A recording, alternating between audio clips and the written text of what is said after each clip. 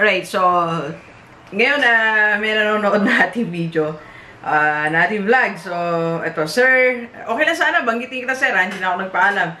Sir Noel, ayan, Sir Noel, Calagos Bonita, from UAE yata. So, ito, ayan. Saan po ba?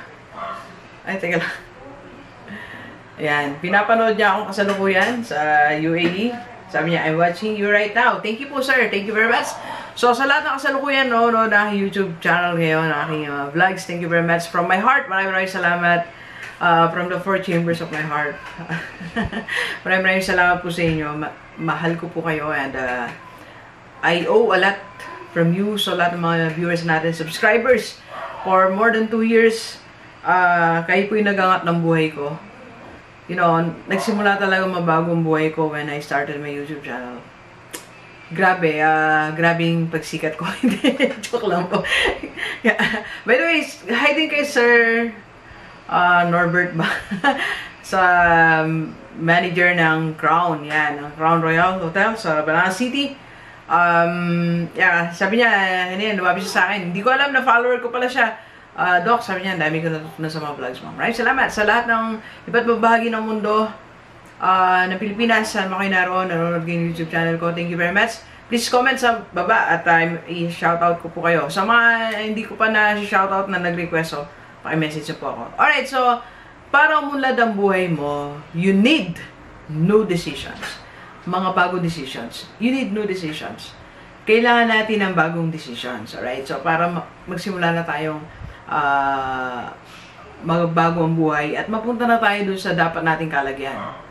Alam mo ako, naniniwala ako merong isang nakadesign sa ating lugar kagaya nga nitong kanta na ito dahil lang nagre-request ako kanina sa kaibigan ko kantahin niya to sabi dito sa kantang A Million Dreams. Ayun, that we designed ang word natin, tayo ang nagdi-design. So, merong naka-design talaga sa atin na isang lugar. Okay, isang lugar. Whether, una, syempre, si Lord din-design niya. Second, we're designing. So, merong isang lugar na nakalaan talaga para sa atin na puntahan natin. Ang problema, ang tagal natin makarating doon. Ang tagal natin makarating doon sa success. Ang tagal natin makarating doon sa pagiging mayaman. Ang tagal natin makarating doon sa mapayapang buhay. Ang tagal natin makarating sa maunlad na buhay. Dahil we are delaying new decisions sa buhay natin. Delay tayo ng delay bawat decisions na hindi mo ginagawa, you are delaying your success. You are delaying that comfortable life. You are delaying that productive life. You are delaying happiness. Ang dami nating dinidelay. Alright? So, ano ba yung mga new decisions dapat natin gawin? Baka kailangan mo na mag-decision, una-una, about your expenses. Make new decision kung ano ang priority mo sa expenses mo. Pagkakuha mo ng income mo, ng sweldo mo, or ng incentive mo, bonus mo, make new decisions. Kung dati, dinadala mo lang agad yan sa mall. Kaagad, pupunta, kakain na kayo sa labas, kaagad mag-shopping. Now, it's time for you to make new decisions on your expenses. Matutunan mong desisyonan, ano yung priority mo talaga? Saan ba dapat napupunta ang pera mo? Saan ba dapat nakalaan yung pera mo? Make new decisions. Expenses natin. Try to review. Review your expenses. Sit down and review. Saan napupunta yung pera mo? Kasi no matter kung gaano kalaki ang income natin, kung hindi natin minomonitor yung expenses natin, baliwala. Sabi ko nga, sometimes we're busy looking for a job. We're busy sa ating business. We're busy sa lahat ng mga bagay sa paligid natin. We're working 16 hours a day. We're doing a lot of things. We are planning how to work hard, and yet, pag may pera na tayo, you're not planning your expenses. That's irony, di ba? Irony yun Kung paano ka kumita, ang dami mong billions of cells na ginagamit. Nung eto na yung pera, hindi mo man lang mabigyan ng 5 minutes ang pera mo para i-plan saan ba dadalhin yung additional 10,000 sa pera mo, sa income mo. Nag-side job ka, saan mo dadalhin yan? Make new decisions on your expenses. Ano yung priority mo lang? Ano yung dapat alisin mo sa expenses mo? That's paralyzing your budget. Diba? Second, make new decisions, okay, about your life, about the mess that you're doing. Make new decisions na baka meron ka ng kailangan talikuran that is causing you too much. Kanina lang, magkadugsong vlog natin may mga addictions tayo. Make new decisions. Iwan mo na yan. Kung merong umaalipin sa atin na kasalanan, maliit man, malaki, alisin na natin. New decisions. Dokdi, hindi mo lang alam kung gaano kahirap to pag iniwan ko. Hindi rin, alam nyo, sabi ko nga, lahat ng mga kasalanan magastos. Kaya it's paralyzing, again, let me use the word paralyzing, it's paralyzing your finances. So you make a decision. It's not a problem if once in your life is a mess. Diba? Your life is parang ayong tingnan. Failure. But you can make new decisions now. Pwede mong desisyonan na iwan na yung messy life. Iwan na yung magulong buhay. Iwan na yung buhay na walang kapayapaan. Diba? Saan nanggagaling ba yung mga buhay na walang kapayapaan? Hindi sa paggawa ng mali. Bakit ba maraming tao hindi makatulog? Kasi may mga mahabol sa isipan nila Merong mga parang multo na nagpapaalala sa kanila na what they've done in the past and what they're doing at present. So make new decisions. Make new decisions. Na iwan mo na yan. Diba? Start a new life. Start a new life.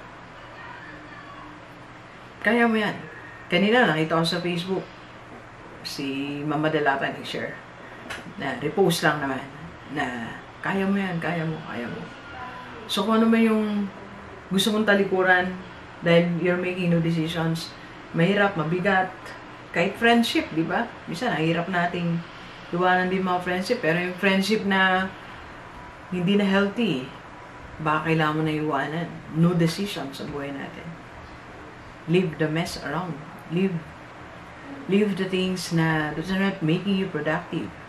Leave the relationship that is destroying your life. Diba? Leave the place. Kahit lugar. Na, alam mo, pag nandun ka sa lugar na yun, nagkakasala ka, nagiging immature ka, you leave that place. Make new decisions sa buhay mo. Make new decisions also about your business. Time na ba to cut that business? Naubos na yung cash flow, wala nang cash flow. Naubos na yung savings mo. Naubos na lahat ng nabenta mo na lahat. Then stop that. Make new decisions. Make new business if it's not work. Diba?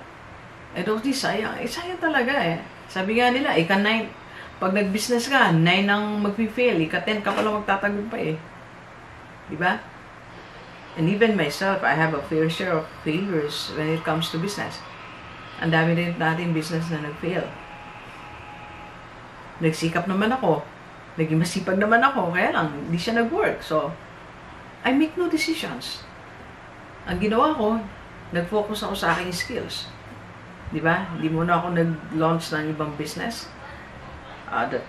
So, nag-focus ako sa being speaker, vlogger, and coach. Kasi ito yung nag-work No decisions. Kaya nagulat yung mga tao sa paligid ko nung sinabi ko, speaker ako vlogger ako wealth coach ako. So, nagulat silang lahat. But it doesn't matter to me. I make new decisions sa buhay ko. Kasi tingin ko, dito ako magtatagumpay This is my calling. This is my mission in life.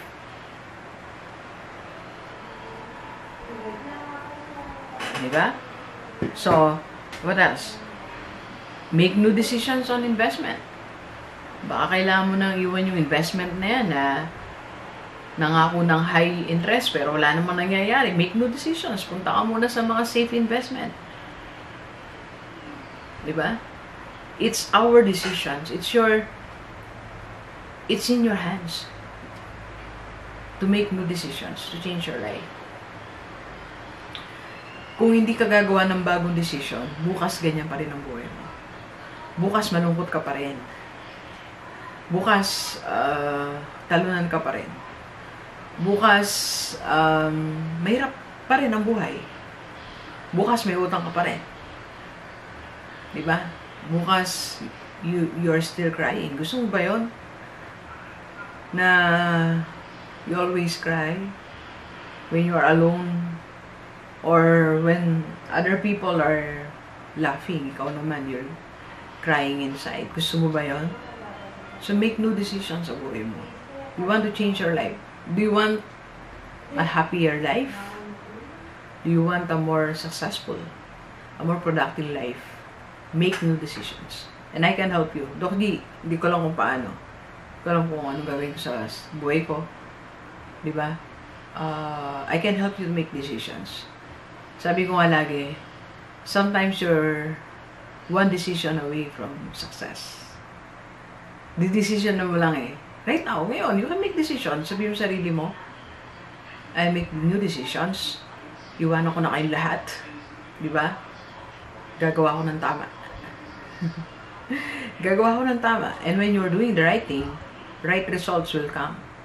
And that right results will change your life. Kasi yung maganda resulta na yon, yung resulta na yun, magagamit mo sa iba. And that can give you a better life. Alright? So, Delivers, kung hindi mo alam paano mag-start, Doc G, I don't know how to pick up the pieces again. Buuin ng sarili ko. I'm broken. My life is a mess. And I'm a failure. So, I can help you. I can be your coach. Ayan. So, tawagan mo ako. 0939-5254-311. Okay? And, sa aking FB page, so, kalilis ko nga. Okay? So, may mga na-coach na tayo. They were crying. Doc D, minsan, hindi na pera yung problema eh. Doc D, ito yung present situation sa buhay. Ito ako, paano ako. I had helped a lot of people na unti-unti. You know, they're making decisions. Nagpipray sila, they're making decisions. Okay? Now they are starting to move on, to start their investment, to start their business, to start changing their life. Okay? And I can do the same to you. Tawagan mo lang ako. Alright? And please share this video sa lahat ng kaibigan natin, kahit OFW dito sa Pilipinas, para sama-sama tayong mabago at umulad ng ating buhay. Alright, so thank you very much, Delivers. Enjoy the rest of the day. And let's go, let's go! Let's go, let's go!